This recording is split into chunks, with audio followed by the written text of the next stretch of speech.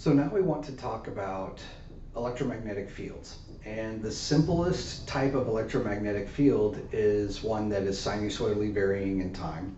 And what happens, as a matter of fact, is that as your electric field is oscillating up and down, if it's a simple sinusoidal function, your magnetic field will be oscillating with the same phase. Now, oscillating in the same phase is going to be true no matter your function.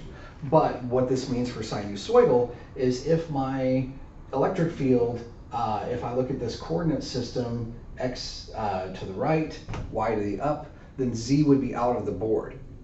Okay, so my oscillations for my electric field are going to be in the y direction. The oscillations will be up and down in the y direction. The propagation will be in the x direction. And for the magnetic field, what that means is it will be coming out of the board and then back into the board, and it will be oscillating sinusoidally in phase with the electric field. Okay, so how does Maxwell's equations predict this? Right? How do Maxwell's equations predict this? We want to derive a set of equations that actually show and predict the wave nature of electromagnetic fields. Okay, so what we're going to do is we're going to use Ampere's law and Faraday's law. So first, let's remember what Faraday's law says. The path integral of B dot dl is equal to negative d phi dt. Okay, so there is Faraday's law. Yes, and no, that is not Faraday's law. Faraday's law is the line integral of E dot dl, and this is the magnetic flux. Okay, I apologize. Faraday's law is E dot dl. Ampere's law would typically read this.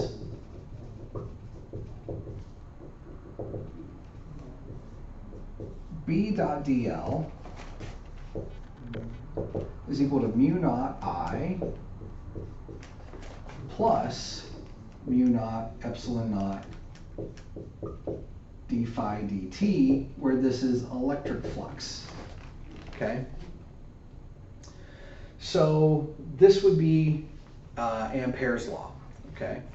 But number one, the first thing to note is that this last term is a factor that Maxwell, I don't know whether to say he discovered it or whether to say he invented it, but one way or the other he realized that it had to be there.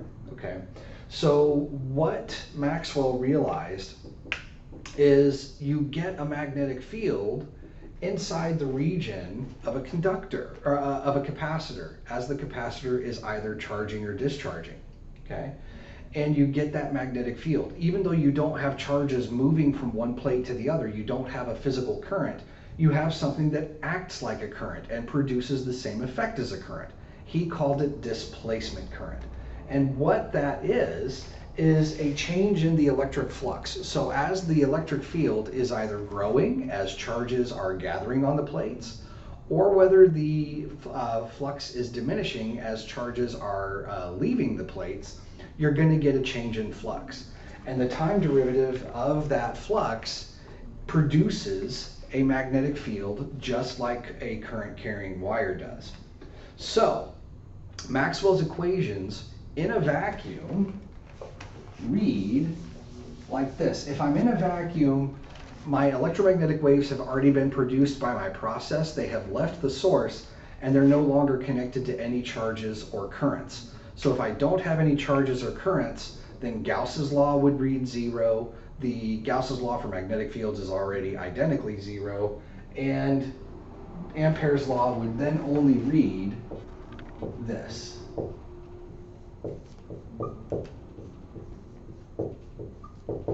Okay? So what we want to do is massage these equations into a form that shows equations have what we call the wave equation. Now the wave equation is satisfied by this equation if I have the second partial spatial derivative of a function equal to 1 over the square of the speed of the second time derivative of a function. If my function f satisfies that equation, then my equation is, or my function is a wave of any sort. It can be a plane wave, it can be a sinusoidal wave, it can be a sawtooth wave. Any type of periodic wave, actually it doesn't even have to be periodic, but any type of wave function will satisfy that equation. Okay. So what's happening is that these sinusoids are propagating through space. Okay. And that means they're also propagating through time. These are not static in time. And so these fields are going to be products of, or functions of both space and time. Okay. So here's what we're going to do. We're going to look at the electric field and we're going to apply Faraday's law. Then we're going to look at the magnetic field and apply Ampere's law, and we will see what happens and the connections we can make between them. Okay. So if I first look at a section of electric field in this region, okay, and I look at a thin enough slice to the point where the field is only slightly varying, okay? So I'm looking at a very thin slice of this sinusoidal part of the electric field, okay?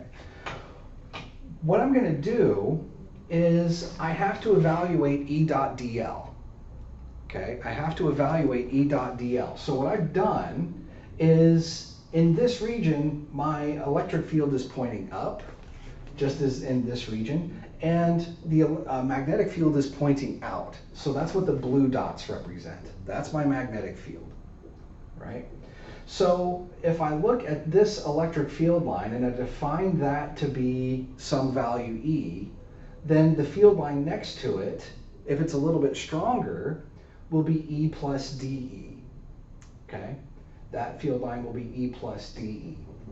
And what I've done is, this is a closed integral, so I have to evaluate E dot dl over an entire path.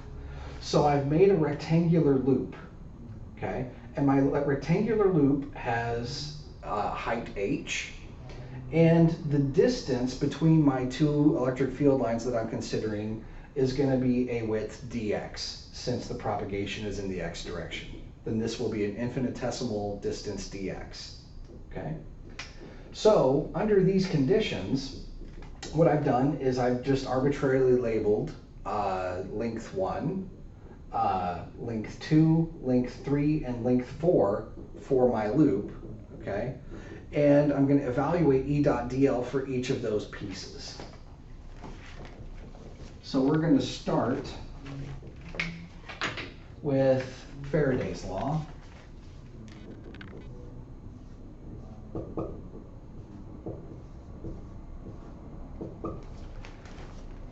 And so if I go counterclockwise around the loop and I start with path 1, okay, then my path is going to be down. And this is completely arbitrary. It does not matter how you define the direction around your loop. You're going to come up with the same answer. So this is a completely arbitrary process, but I chose counterclockwise for this first loop. So the field has strength E along H, but I'm traversing the loop in the opposite direction. So this piece is going to carry negative EH. Okay? Now, length 2 is perpendicular to the field, right? So DL would be perpendicular to the field, so, and same thing holds true for path 4. So those two parts are going to contribute nothing. So this is from path 1. Paths 2 and 4 are going to contribute 0. And then path 3, my field has strength E plus dE, and I'm still going a height h. So this is going to be h times E plus dE. And so this is going to equal negative EH plus EH plus HDE. And so this is now going to become just HDE as these two parts cancel out. So this is going to be HDE.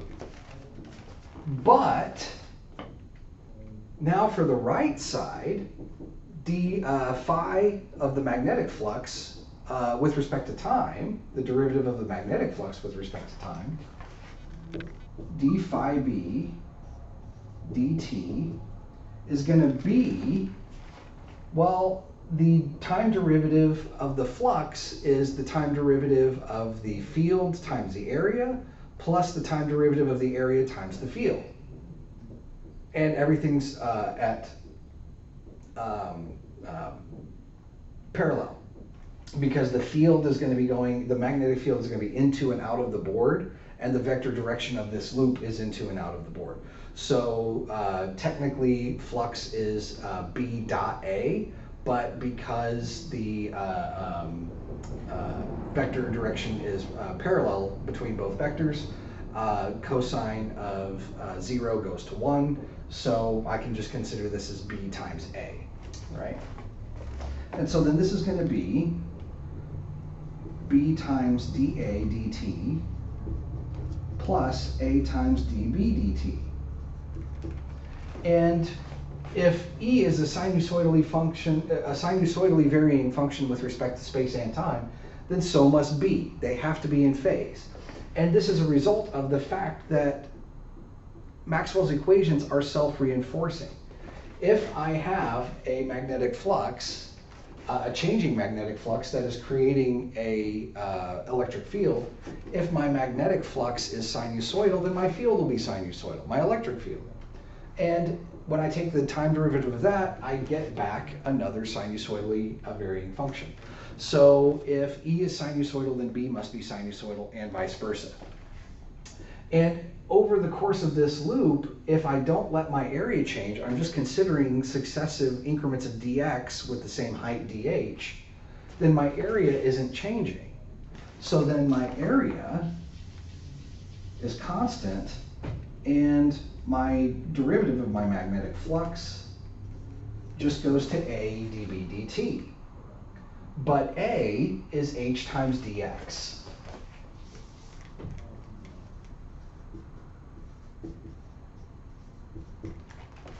And Lenz's law gives me a minus sign. So d phi dt is h dx dB dt. And so if I set that equal to this result,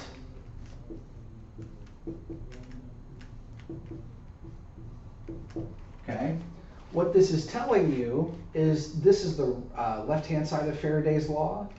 This is the right-hand side of Faraday's law. So E dot dl goes to h times dE. d phi dt, negative d phi dt, goes to h dx dB dt. And my h's will cancel out. I need the negative sign, but my h's will cancel out. And I'm going to divide both sides by dx. And so then my result is that dE dx, or the spatial derivative of my electric field, is going to be equal to the time derivative of my magnetic field. But technically, okay, technically, because these are functions of both space and time, I need to move away from total derivatives and go to partial derivatives. So this is really going to be written as partial E with respect to x is the same thing as partial B with respect to t. So the partial derivative of my electric field with respect to position is going to be equal to my time derivative of my partial time derivative of my magnetic field. So Faraday's law gives us this result.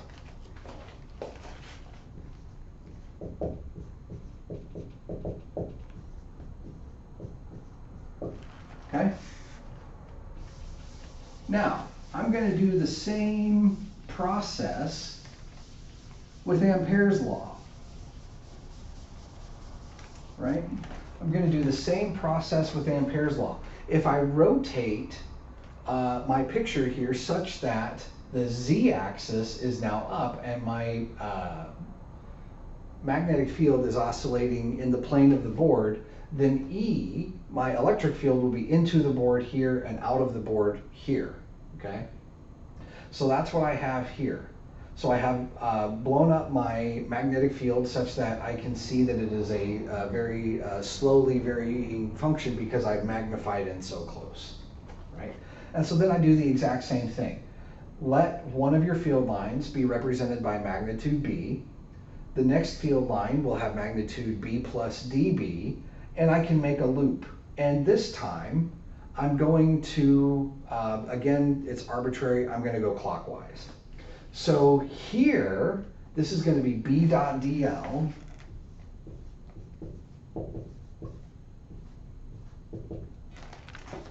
over path 1, this is going to be B times H.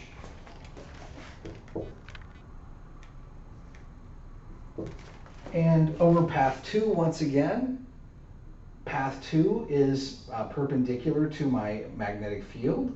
So path 2 and path 4 will contribute nothing.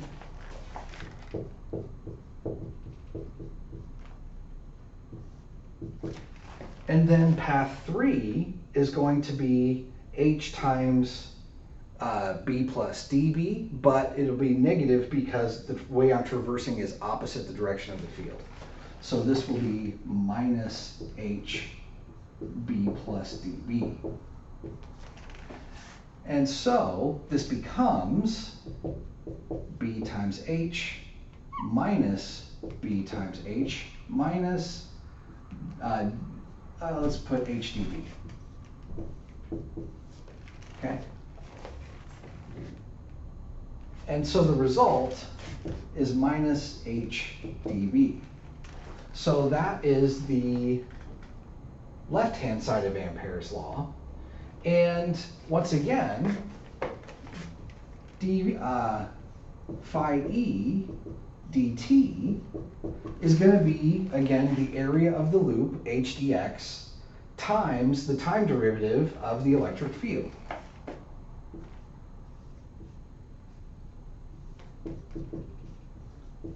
Okay? H dx dE dt. So the right-hand side of Ampere's law is going to read mu naught epsilon naught H dx dE dt. Okay? Divide your h's and divide dx's, and I'm going to put the negative on the other side. So then dB dx is going to equal negative mu naught epsilon naught dE dt. Okay? So there is Ampere's law. Well, I shouldn't call this Ampere's law. I should call this a result of Ampere's law. Okay? This is what Ampere's law gives us when we have electromagnetic fields in a vacuum. And so the time derivative, or the spatial derivative rather, dB dx is going to equal negative mu naught epsilon naught dE dt. Okay.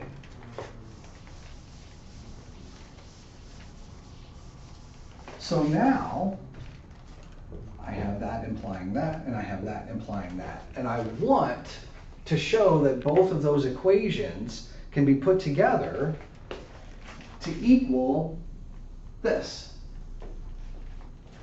Okay? They can be put in that form. That's what I want to get. All right? So there is a rule. Oh, whoops, these need to be partials.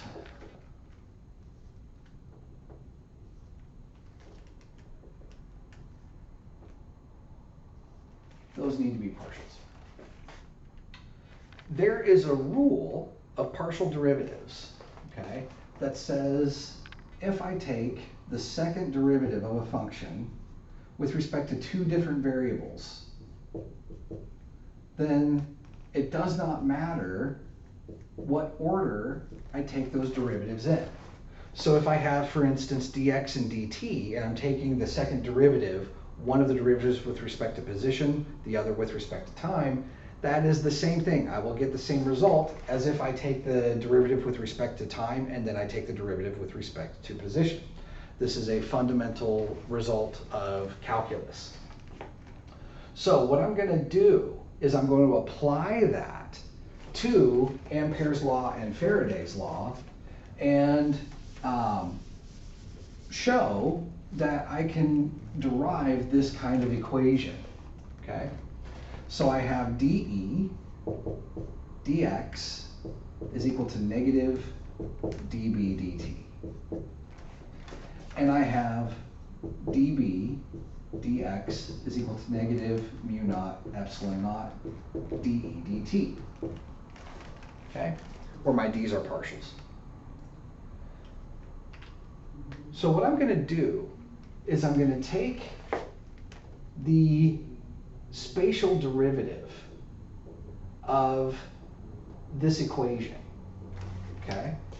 And so that will give me d squared e dx squared is equal to negative d squared b dx. I took the spatial derivative, so spatial derivatives times dt. So dx dt. Okay, so this equation came from that one. And then I'm going to do the opposite here, and I'm going to take the time derivative of this equation. So if I take the time derivative of this equation, I get d squared b dt dB is equal to negative mu naught epsilon naught d squared e dt squared. But by the rule that I just stated, where the order of the derivatives doesn't matter, d squared b dx dt and d squared b dt dx, oops, this should be dx,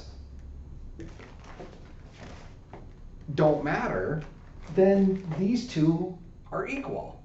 And that means that this must be equal to this within the minus sign. So if I insert this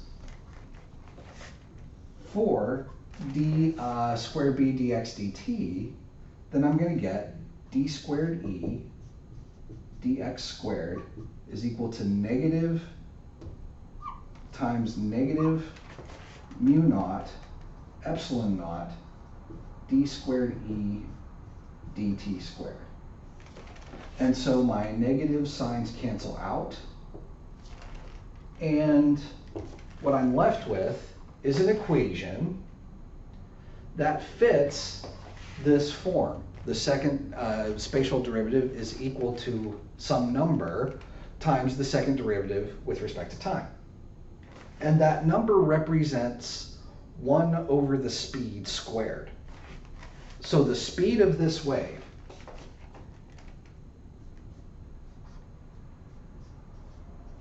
okay?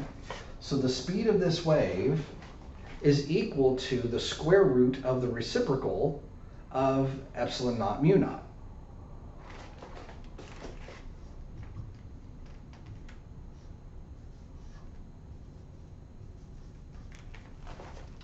Well, when Faraday, I'm sorry, not Faraday, but Maxwell, when Maxwell took the known values of epsilon naught and mu naught, and he arrived at this equation and he realized that this is a wave equation.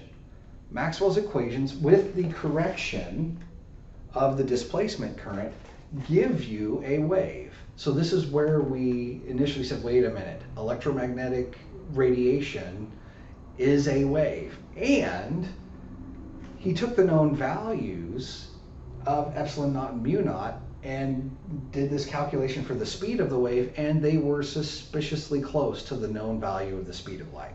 It could not have been a coincidence. So that is where this comes from. The known value of the speed of light is equal to the reciprocal of the square root of the two electric and magnetic constants. Okay? And this comes out to be very nicely, very close to 3 times 10 to the 8 meters per second. Okay? So this is the speed of light. Now, you can do the exact same thing if you want and derive an exact same expression for B. Okay? So you can take the time derivative of E, and that would take the time derivative here, so you would get d squared b dt squared. And then you can take the spatial derivative of b here, and that would give you d squared e dx dt. And you would have d squared e dt dx here. You have d squared e dt dx here. And those values would then allow you to cancel out and allow you to put an equation together in only terms of dB and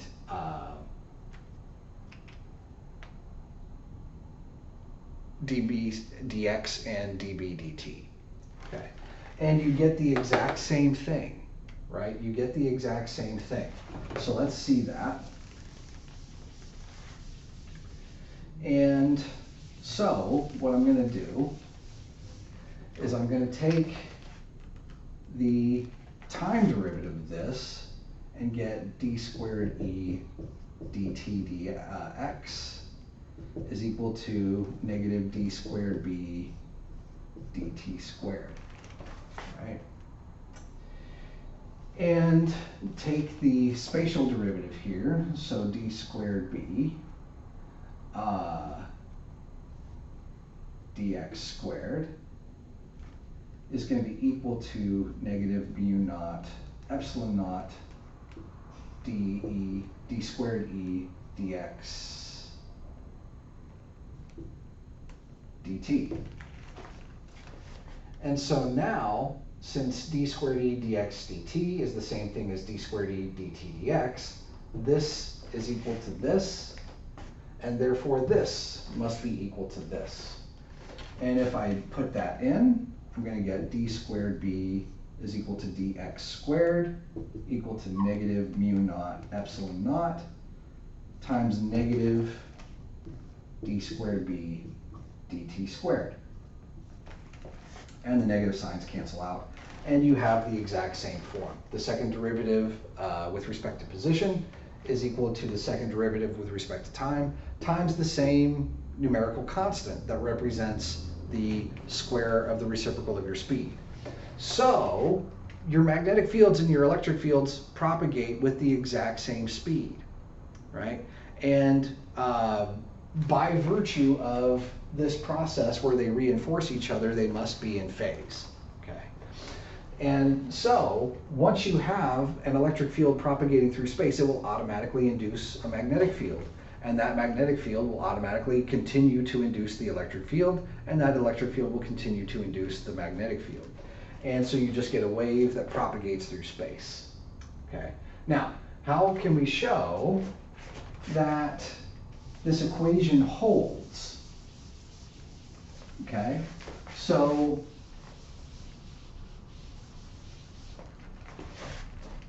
at this point, I think we can get rid of our pictures here, okay? So how can I show these relationships hold? Well, the simplest way to describe a wave that depends both on position and time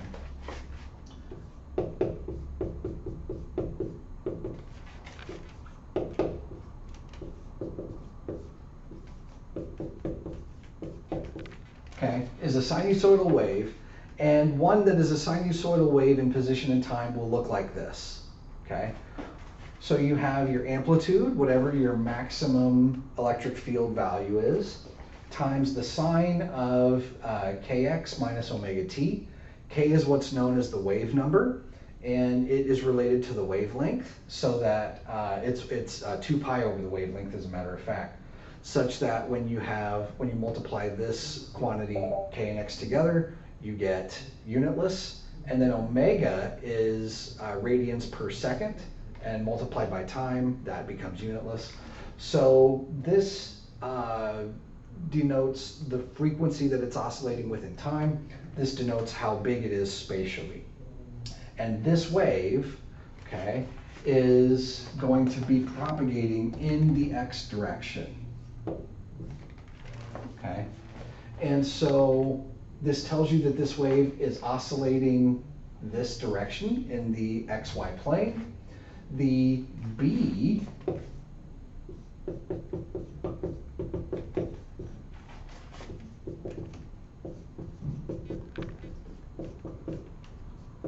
is going to be the same thing, okay?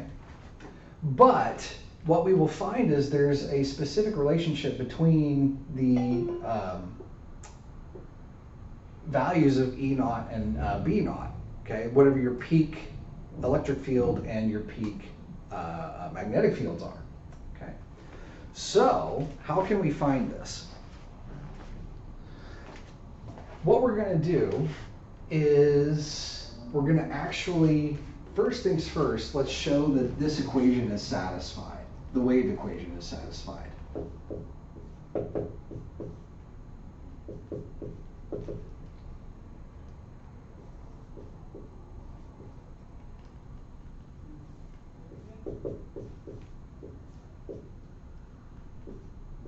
Okay. Let's first of all show that this wave equation is satisfied. So, if I take the first derivative of E with respect to position, okay, this is going to be equal to E naught times the derivative of sine is negative cosine.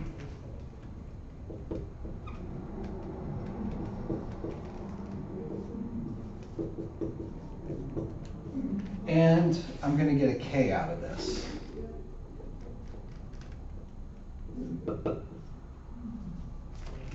Okay? And actually, let me write that a little bit bigger.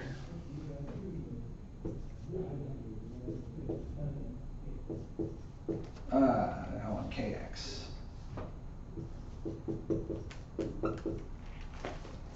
And if I take the second derivative of this,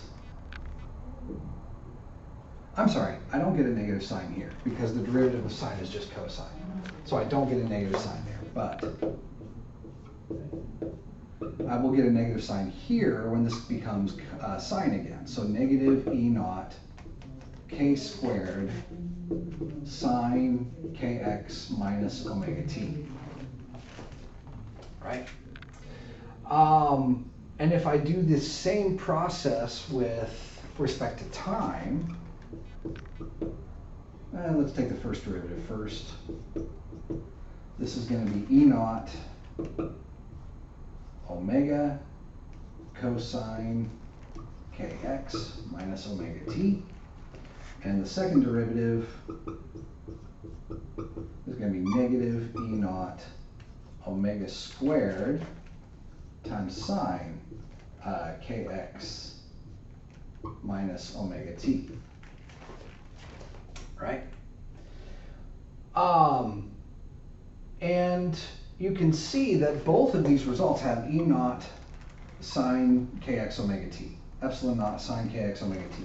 So both of these contain the original function, right? So if I save a little bit of space, what I can write this as, this is equal to negative k squared times my function, right? And this is negative omega squared times my function.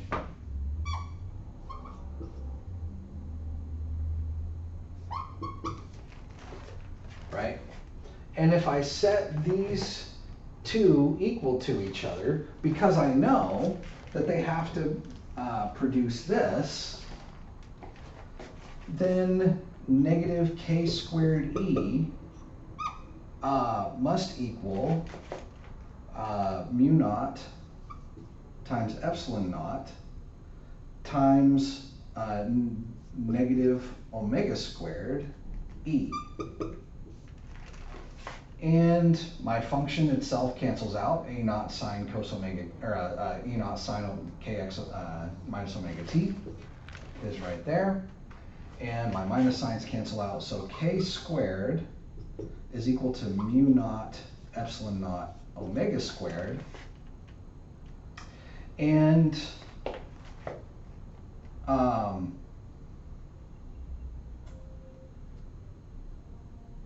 if I divide both sides by k, right? If I divide both sides by k, I'm going to get, k squared rather, I'm going to get 1 is equal to mu naught epsilon naught omega squared over k squared, right? Now, before we go on, what is omega squared over k squared, right? Omega squared over k squared. Omega, remember, omega is equal to 2 pi times your frequency, okay? Omega is equal to 2 pi times your frequency. K is equal to 2 pi over your wavelength, right? So whatever your physical wavelength is times your frequency, that is your speed. So in the case of any generic wave, if it's a sinusoidal wave, your speed can be thought of as your frequency times your wavelength, or lambda times f, okay? Your wavelength times your frequency. And omega over k, okay? Omega over k gives that to you. If I take omega divided by k, right? If I look at omega divided by k, this is 2 pi f divided by 2 pi over lambda. My 2 pi's cancel out. F divided by 1 over lambda becomes lambda times f. So this is the speed of your wave. Lambda times f is your speed of your wave. So the speed of my wave, omega squared over k squared, represents v squared. So v squared, if I divide by mu naught epsilon naught, I get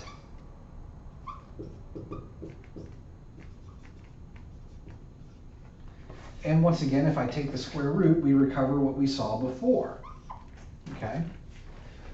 So this shows you that this process, if I have simple sinusoidal waves, they follow the wave equation, and mu naught epsilon naught turn into an expression that you can then find the velocity of the wave. It turns out to be the speed of light. So the speed of electromagnetic waves is c, and it's just under 300 million meters per second, okay? Now, there's one other very interesting thing to recover here, all right? There's one very interesting thing to recover here. Look at Faraday's law once again, this expression, okay? So if I look at dE dx equals negative dB dt, I'm going to take the time, or the spatial derivative of E, and I'm going to get E naught times negative, sorry, not negative, but cosine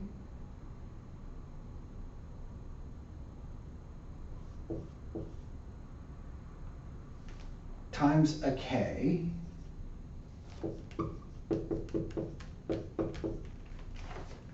right? And my time derivative of b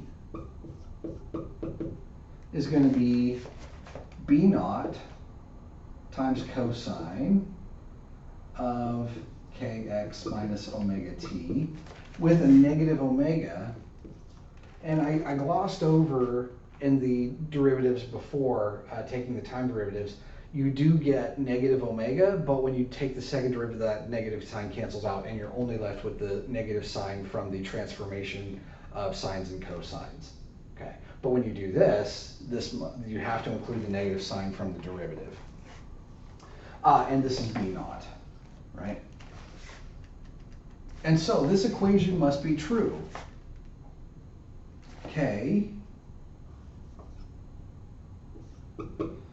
E naught cosine kx minus omega t is equal to negative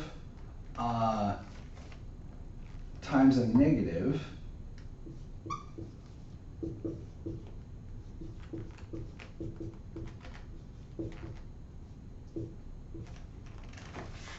and so your cosine function is going to cancel out, and the minus signs are going to cancel out, and I'm left with E naught times K is equal to omega B naught. All right? And from this, we can say that E naught over B naught is equal to omega over K. But we just spent a lot of time showing that omega over K for electromagnetic waves is the speed of light. So, one of the interesting things is that the magnitude of your electric field to the magnitude of your magnetic field, the ratio of those two is going to be the speed of light. All right, so the units of your electric field, newtons per coulomb, and the units of your magnetic field, teslas, the ratio of that turns into speed, meters per second. So the ratio of E naught over B naught is the speed of light, right? So we have shown that plane electromagnetic waves, sinusoidal electromagnetic waves, when applied to Maxwell's equations with his correction, predict electromagnetic waves. We predict that we get a function for E and B that satisfy the wave equation. And if we arbitrarily choose to model our electric and magnetic waves by simple sinusoidal functions, that these agree with the wave equations from calculus, okay?